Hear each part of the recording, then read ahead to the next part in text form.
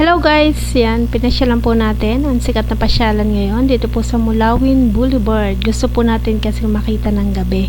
And kung mapapansin nyo po, napakadami pong tao and napakaganda po ng place, napakaliwanag. And dito po, meron din po kayong mga mabibiling pagkain. And pwede nyo rin po kayong para mag-picnic kasama po ang barkada, pamilya. So yan, mag-i-enjoy po kayo. Yan, hello guys!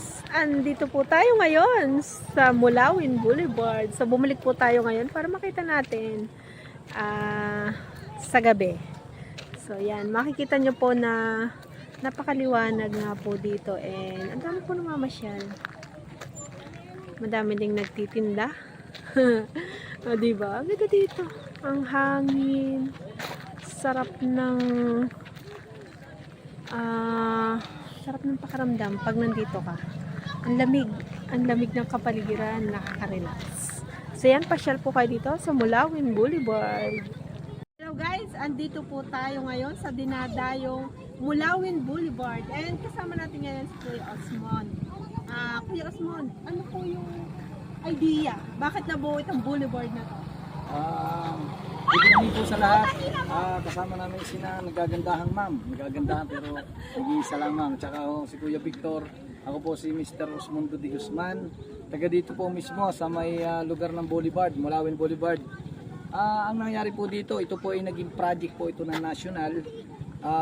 Naging project po ito bilang protection doon sa tinatawag nating baha na nararanasan namin dati. Kaya po napakagandang project.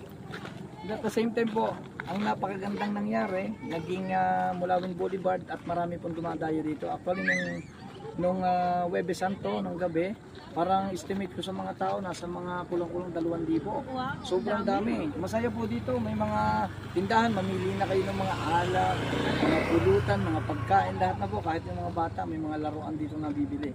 Napakasaya po dito sa Boulevard, Mulawin Boulevard. Try nyo na po na pumunta dito. I-try nyo at sigurado ko sa inyo paulit-ulit yung gagawin ng pagbalik dito. Napakasaya po, lalo pag gabi. Magandang gabi po. Thank you very much sa inyo lahat. O yan, sa mga naghahanap ng pasyalan, especially sa gabi, ang sarap dito, kuya, no? Oo, maganda talaga. Kita mo naman, para kang nasa pier. Tanawin mo yung kabila, parang may mga barkong dumadating, parang gano'n. Napakalawak hindi niya. lang masyadong kita yung parang ilog, Oo. dahil gabi. Pero yan po ay ilog, may tubig. Natural po yung ilaw Natural. namin.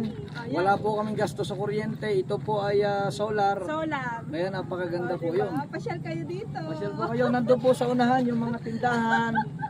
Doon po kayo kakain, sari-sari, barbecue, lahat na po. Ayun, lahat Pagkain na. gusto ninyo. Pulutan. Pulutan, Yan. alak, mamili na kayo ng alak. Yun.